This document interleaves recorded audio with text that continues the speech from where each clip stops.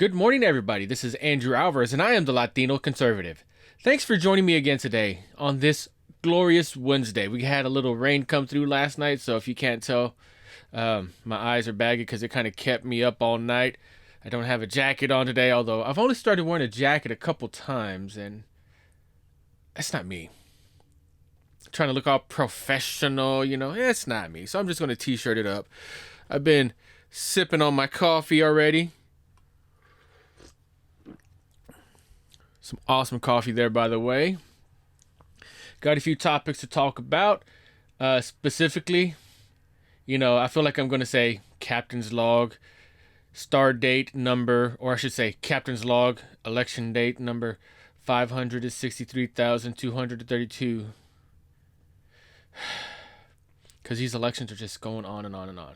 And it's crazy, actually. I got to sit in and watch some last night of the Wisconsin issues going on. So, before I get into too many specifics, you know the drill. Go hit that, smash that like button, subscribe, share this. Let me know that you're there. Drop me a comment or two. I'm on a quest to get 1,000 subscribers here on YouTube. So please, hook me up with a subscribe. It doesn't take much time at all. Even if you don't agree with what I have to say, I am open for discussion. I'm going to start a session here pretty soon, where I'm going to have a weekly guest. And it's going to be through a Zoom call or something like that. But it doesn't have to be exactly in agreement with what I say. It could be something dissenting. I like that. Give me some practice for when I start my own literal debates on my campaign. Two, I also like to hear what people say. It's not just about being conservative. It's not just about being liberal, but it's about being a person. So yeah, go ahead and smash that like button, subscribe to it, sign up for alerts so you'll know each and every time I post something. I also post something daily called a mini-sode.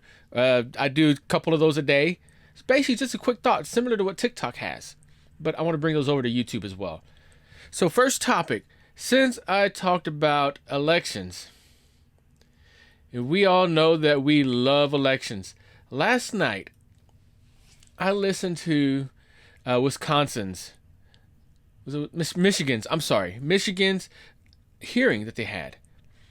And this is one of the places where people say that there is no evidence. None at all. There's no evidence for voter fraud, no evidence for shenanigans, I think is a legal term now being accepted today. But I can't tell you how many witnesses. I lost count. How many witnesses were before their state senate testifying under oath, submitting affidavits, also considered under oath, of what they witnessed. Eyewitness testimony. Now, how many have seen how in a murder trial or in another crime trial, an eyewitness testimony, multiple eyewitness testimonies at that corroborated each other, they ended up achieving a verdict of guilty? More than 10, easy. More than 10 people came out with just one topic. One topic. Bullied and assault from Republican poll watchers. They've got poll watchers and they've got ballot challengers out there. Poll workers. Poll workers are actually paid. They get paid money to do that. But then you've got your challengers and your watchers there that aren't paid. At least the challengers aren't paid that I know of. But they were being bullied when they sought to challenge a ballot. Like almost physically. They'd go up and question a ballot and challenge it. The poll watcher would refuse. Oh, we're not doing that. Get away. 6 feet away. COVID. You're going to kill us. Meanwhile, other people, poll workers and ballot workers were sitting there at that table doing what they were supposed to be doing. There's also multiple instances where people witnessed trucks in the middle of the night, namely like a Penske truck in the middle of the night, come through and then disappear into their area where they were supposed to count the ballots or retrieve the ballots. There was no chain of custody for the ballots. These people not only just witnessed it, but they took action. These same people also said that they called the authorities. They called the FBI. They called the DOJ. They even gave their information to President Trump's campaign. That was the bullying I saw was just at least 10 for the amount of time that I saw. But after that, watching them say and hearing them say everything else that happened, it's crazy how when a Republican poll watcher or ballot challenger basically tried to challenge a ballot because something didn't match, the address wasn't listed in the on the ballot, so they made up an address, or they couldn't verify the address, or the birth date on the ballot was entered 01/01/1900 to trick the system. When they questioned those, they got thrown out, and the place cheered. I can't see how neutral that is, and I understand. I really understand that there's different sides. You know, you're going to have your Democratic poll watchers, you're going to have your Republican poll watchers. But they're still supposed to be fair and legal and neutral. While you may have voted your way, you're not supposed to allow that to affect others as well. Yeah, there's no way to separate the ballots. All the Republican ballots go here and all the Democratic ballots but go here. They can't do that because everybody votes all at one time. And I understand you have your registered voters in some states as far as registered party affiliation. I understand that. But on election day, something like this, it's a little harder to do that because you've got millions of people going into a ballot location, a polling location to cast their vote, and you've got these machines with these sophisticated so-and-so's, big air quotes. I hate doing that. I love doing that too. Dang it. With this sophisticated software that is supposed to be unhackable, most secure, the best software out there. And I can't say the name because I like my full-time job. But that software is supposed to prevent all sorts of shenanigans. Yet, one gentleman testified. He is a computer software network engineer, all those types of engineers. How he walked in, found Wi-Fi signals that was labeled for absentee votes with heavy traffic.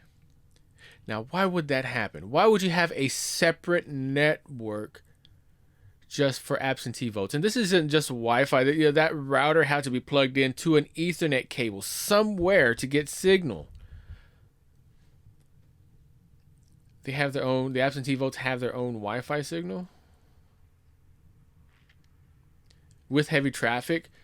There's also the same gentleman testified how overnight they processed, quote unquote, more absentee ballots during a 1 hour or whatever time frame he said. During a time frame, they processed more absentee ballots than the system was capable of doing. Now, this guy is ex-military. He's real data oriented. And I say ex-military, he was an Air Force pilot. He was also an airline pilot. So he is one of the guys that you would have to say, and he said himself, integrity is big with him, with his job, because lives depend on it, as they do. I enjoy the work of airline pilots, and I depend on them to be integrous because my life depends on it. He counted, or he's brought up how many of the ballot, I don't know what they're called, the ballot computers, the counters or whatnot, how they were processing more votes than they were capable of doing, because they have to slide these paper ballots in these machines to count them. And they can only process so many. The gears move so fast. The people feeding the machines move so fast. They've got to, if they're a mail-in ballot, a true mail-in ballot, they have to unfold it, straighten it up, feed it in. Excuse me. But they were processing more than they were capable of doing. Makes you wonder how that happened. And this gentleman also stated how many of the white hat and the black hat hackers have hacked that system and could within a matter of minutes. It's real simple. And how at startup, each and every one of the machines had an error message, and how they were also reporting the wrong time. Now, I know those parts are circumstantial. I understand that. But at a certain point in time, circumstance gets to be too coincidental. And it can be too coincidental. It can be so coincidental that there's something wrong there. So you've got those elections going on. And you even got Andrew Yang now talking about moving down to Georgia so he can get out the vote. Now, he can't vote there. In fact, if his name comes on a ballot, I'd really question, as we all are already, really question Georgia's voting authority there. Specifically in the Democrat-led precincts, which are the Atlanta area. But he's going to go out there to get out the vote. And, okay, I get that. He's going to move out there to get out the vote, which to me is a sly, underhand way of saying he's going to contribute to the campaign. But since he is a resident there, he doesn't have to disclose what he is contributing. Yeah, you see my eyes rolling there? So Federal Election Committee laws mandate that candidates disclose their contributors, their contributions, their expenditures, and it also mandates that someone who is giving an in-kind donation, contribution, disclose that as well. What it doesn't mandate, though, is to disclose the donors or the amounts on super PACs or charities, 501c. A 501c can contribute an undisclosed amount and doesn't have to disclose their donors as long as they contribute at least 50% to the salaries or to the cause that their actual 501c nonprofit is supposed to go to. BS. Sorry if you hear the birds outside. I live out in the country. And I say BS because Joe Biden's cancer nonprofit has only paid salaries and hasn't actually donated to the cancer cause in 20 years. According to his tax records, to his company's tax records. But you won't see that in the media. That'll be labeled as fake news because it's unsubstantiated, even though the documents are there already. Public records, 501cs, charities, they have to publish their financials, right? I may be wrong. Someone fact check me on that. But the New York Post can publish Trump paid $750 in his income tax, which is totally wrong. Well, no. It is not totally wrong. It is technically right. He paid $750.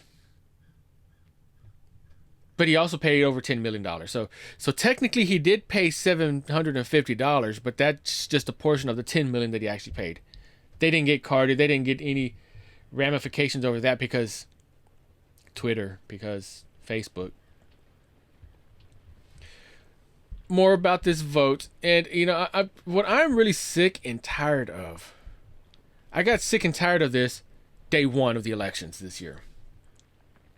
Ballots being found. A batch of ballots just came in. I'm tired of that. What is the deadline for that? If the poll workers, if the poll watchers, all of those people, if they're not finding these ballots and they're not turning them in or whatever, they need to be fired and go to jail. Because that right there in itself is voter fraud, in my opinion. 55 ballots, uncounted ballots, were discovered in upstate rural New York. A little bit about that. That's in the 22nd district, congressional district. There's a freshman Democrat. Oh, that was the incumbent there. She was the incumbent there, the sitting congressional representative. However, her challenger, Representative-elect Burgess Owens, she was winning all of a sudden. Narrow votes, narrow margin. Something like 12 votes, something like that. That narrow in that county. Magically, 55 uncounted ballots were found. I wonder who they're going to be for. And here's a kicker. At least 11 of those, at bare minimum, 7 of those were from unregistered voters. Which brings me back to another point, actually. Let me go back to the whole Michigan thing real quick. I appreciate and I love each and every one of our military personnel. That's the politically way to say it. Everyone who has served, who is serving, and who will serve. I appreciate each and every one of you. And I believe you have just as much right, if not more right than me, to vote. Because you're out there giving your life, risking your life for my right to vote. There were thousands, about 3,000 ballots that were... My light just went off, so I'm going dark. But there were at least 3,000 ballots that were from the military, absentee ballots, but unregistered voters. I wonder what happened there. While I appreciate you, I really do, that is another symptom of shenanigans. So let's move on. And I do apologize about the technical difficulty here. Give me just a second. I'm going to see if I can fix it. Cool, I am back. I'm a one-man show, so any type of little hiccup like that, I got to fix myself. I don't have a crew. I'm not that in the game yet. Though I'm trying to be. I am trying to be. I've been doing this for about a year. But back to this, absentee ballots, some scholars even have said that those are not the way to go. In other words, that's a good way to unsecure a vote. That is a good way to basically lose your democracy. It is too hackable. With all of these cases of witness testimonies talking about how unsecure the ballot counting was in Michigan, specifically in Detroit, it's simple to cause issues with mail-in ballot voting just by your preference. Okay, so I'm going to get off my soapbox off of that for a little bit. Hopefully, sometime soon, I can stop talking about the elections. But let's talk about a different vote. What's happened recently with the coronavirus package? I tell you what's happened with it. Exactly what I said was going to happen with it. Congress was going to take a break for in-district work, it's how they have it labeled on their docket and on their agenda.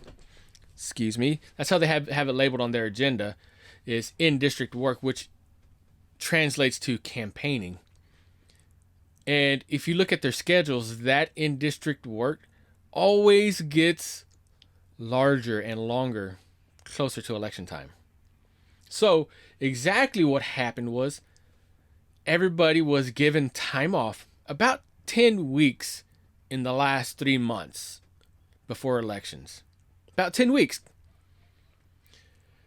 How would you like to have 10 weeks off in 3 months and get paid $175,000 a year? I want that job. Wait. I want that job, but not for that reason. I would like a job like that. If I had a job like that, then, I would definitely be pushing more towards Congress. But really and truly, these guys, they make way more than $175,000 a year. They just don't tell you about it. I'd like to see their tax records. Their dark money. But anyway, I digress. So exactly what happened, what I said happened. They didn't do any work for about the last 10 weeks before elections, other than fight Donald Trump on each and everything. Other than talking about, we are not going to, and this is Nancy Pelosi specifically. I love to talk about her and Kamala Harris. But they fought tooth and nail Donald Trump on each and everything that he did. They would not negotiate the coronavirus package. I have mixed feelings on this stimulus package. Let me kind of break it down for you. I'm gonna take my glasses off real quick. So let me break it down for you just a little bit. The coronavirus package is expensive. I understand that. Some people are calling the pandemic a plandemic, which, if you want to believe that conspiracy theory, go on ahead. That is your right. However, going in and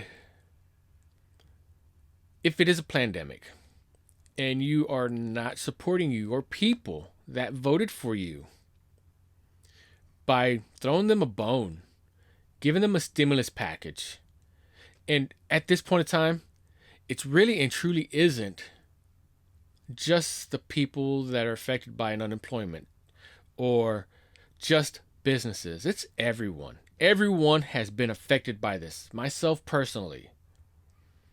My back and my tailbone is still hurting. Still. From driving all the way from California to Texas. I still feel that. That happened last week. What are you doing with our money? Now, the conservative people will say, we don't need another stimulus package. We don't need this. We don't need that. Okay, fine. I get that. That is your prerogative.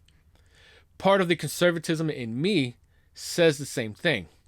But also, the conservative in me says, that's my money.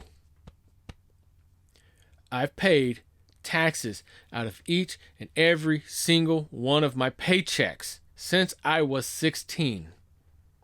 Everyone.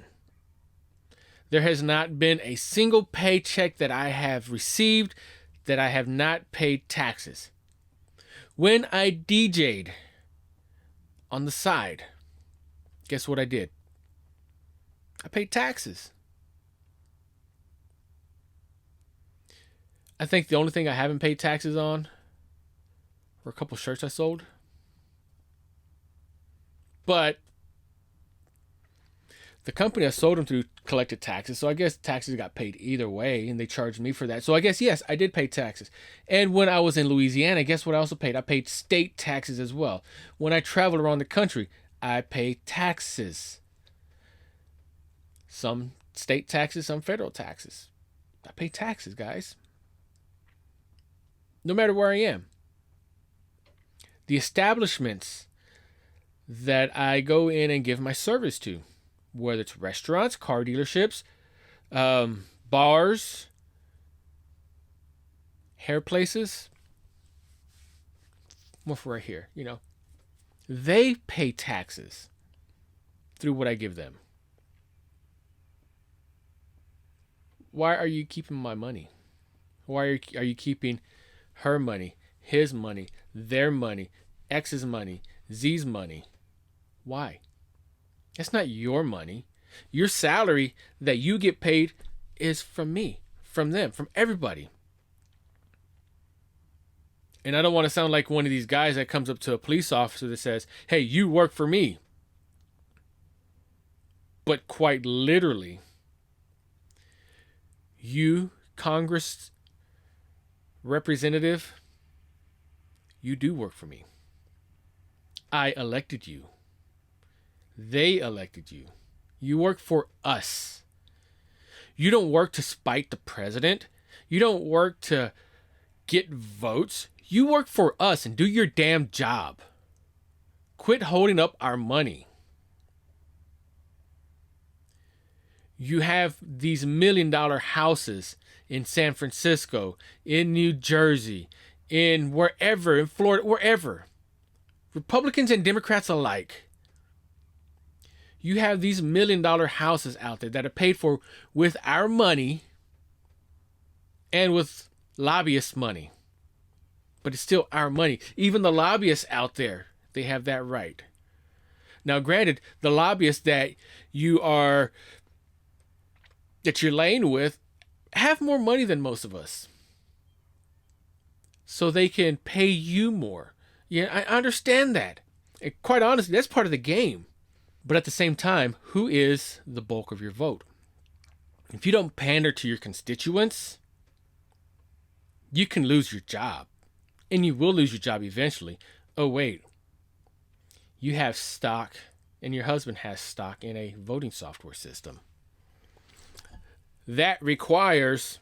I'm going to sip my coffee here.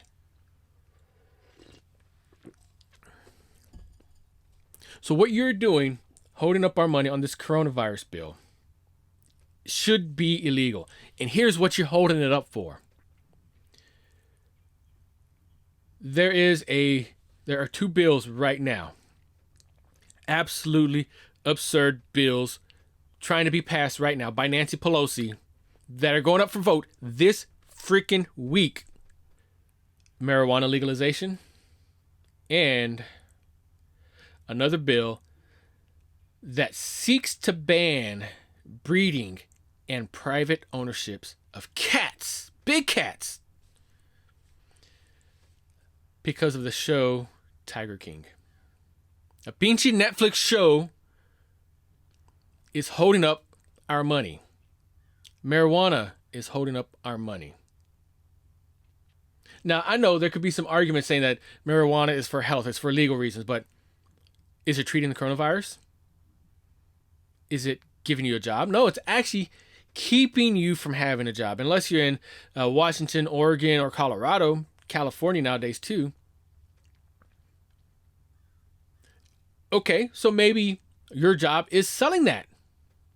That could be your side hustle. And if that's your side hustle, get your money, boo-boo. I don't care. Do what you got to do. Just don't affect me. It's illegal. Just don't affect me. But as it is right now, illegal drugs and Netflix, Tiger King.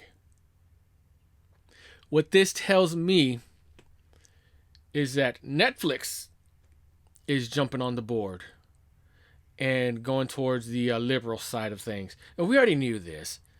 They had shows out there, Cuties, for example. Cuties out there that they're showing that is real extra liberal, showing child pornography. And they're okay with that because, they're Hollywood. And what Hollywood says is right. Hollywood is millionaires. Hollywood is full of millionaires. Get woke or go broke. Marijuana. I think Nancy Pelosi might be smoking a little bit too much of that herself. Have you seen her up at the podium every now and then? She looks like she's kind of plastered out there. Now, don't get me wrong. I really and truly have nothing against the legalization of that. I really don't. I know plenty of people who do it right now, quote unquote, illegally for medicinal purposes. Montel Williams, you remember that famous talk show host?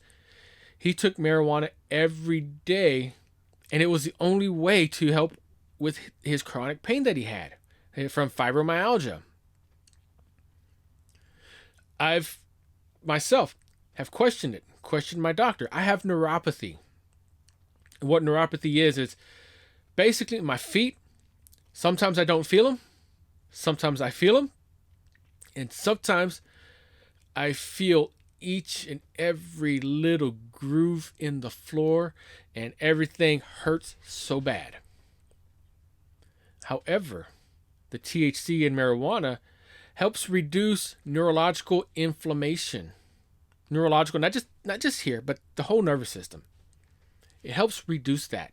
I asked my doctor about it, and Texas is conservative, and I got a no, basically. And I got offered a different medication, which I'm not a medication guy. So I just live with it now. Sometimes I feel my feet. Sometimes I don't. Sometimes they hurt like hell.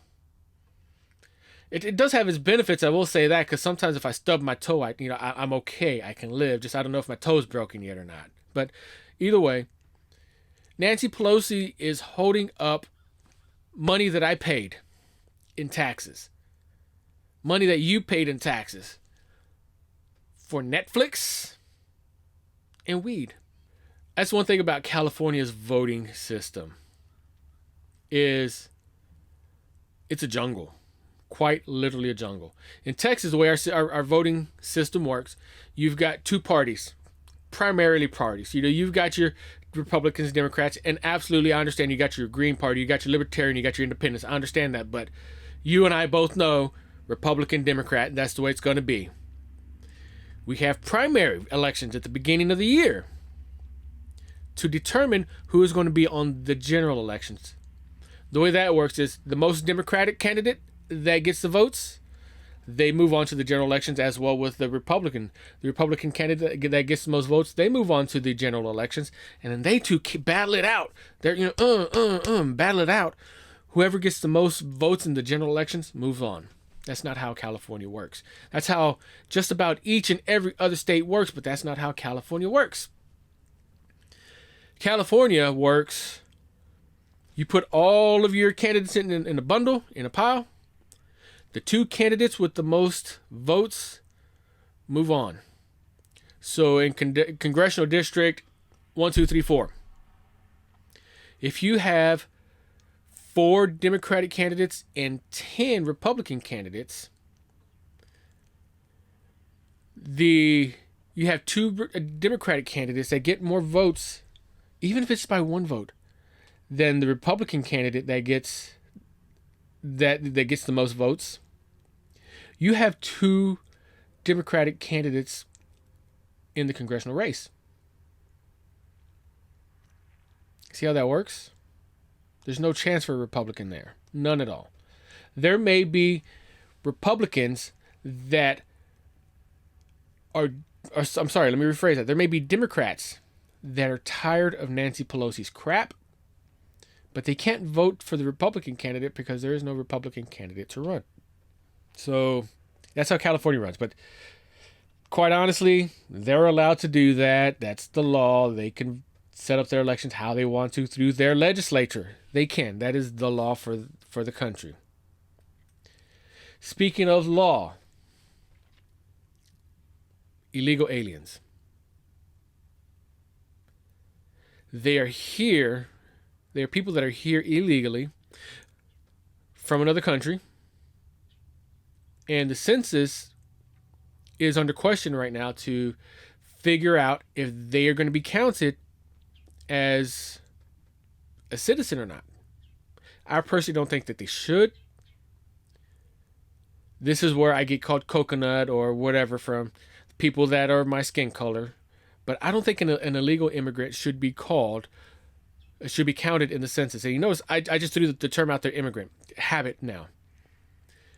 But that term specifically, and this is not so much law that I'm getting into, I'm going to get into hypocrisy. So let's see. Barack Obama, Bill Clinton, Who else? Pretty much each and every other candidate, president before Donald Trump, as well as Donald Trump, use that term illegal alien. Now, the media put a spin on it, and the liberals put a spin on it when Donald Trump got into office, saying that it's derogatory, that it's insulting. No, an alien isn't the green men from Mars. That is a type of alien, mind you, but that isn't the exact meaning of the word alien. An alien means someone who is here that's not from here. Basically, an immigrant. Okay, I can understand. You know, society has used the term alien for green men from Mars. So maybe that could be derogatory. It's just not as derogatory by any means as other words out there that are considered racial slurs. But hypocrisy, here's where it comes into effect. Since Donald Trump got into office, liberals have, the woke liberals, I should say, have sought to eliminate that term, to make it as harmful a term as the N-word, to make it as harmful a term as the W's with Mexicans, everything like that. You know, they've sought to cancel that term when it is an actual legal term. Presidents prior to Donald Trump have used that term and got praised. But more coffee time. Liberal Supreme Court Justice Sonia Sotomayor, she used that term, illegal alien, multiple times in an official speech concerning just that about the census. Nobody said anything. That term, illegal alien, has the left-wing activists and elected Democrats have sought to stop the use of the term, opting instead for terms such as undocumented immigrants and undocumented people and undocumented workers. Not illegal. I prefer the term illegal. But undocumented is what the left and what the Democrats want. However, Senora Sotomayor, in the Supreme Court hearing oral arguments in the Trump versus New York, where President Donald Trump is seeking to exclude illegal aliens from congressional apportionate counts, she used that term over and over and over again. So, where's the outcry? If you're going to cry out for one cause, cry out for another cause that's the same thing, equal, just maybe affects a different people group. That's civil rights. That's equal rights. Am I right? Hey guys, thanks again for listening to me rant and rave today. My name is Andrew Alvarez. I'm the Latino Conservative. I come to you every day from where I am in the country. I also go live. I'm going live tomorrow, Thursday at 8 o'clock Central Time. So be sure to join me then. Just click on my channel, hit that subscribe button, hit that sign up for alerts, and you'll get notified as soon as I go live. Really look forward to meeting with all of you. Bring your questions. I'd like to answer them, or at least give you my opinion on what I think they should be, or maybe even say, hey, I don't know the answer to that, so I'm going to go look it up. Again, thanks y'all for joining me. My name is Andrew Alvarez, and I'm the Latino Conservative. God bless.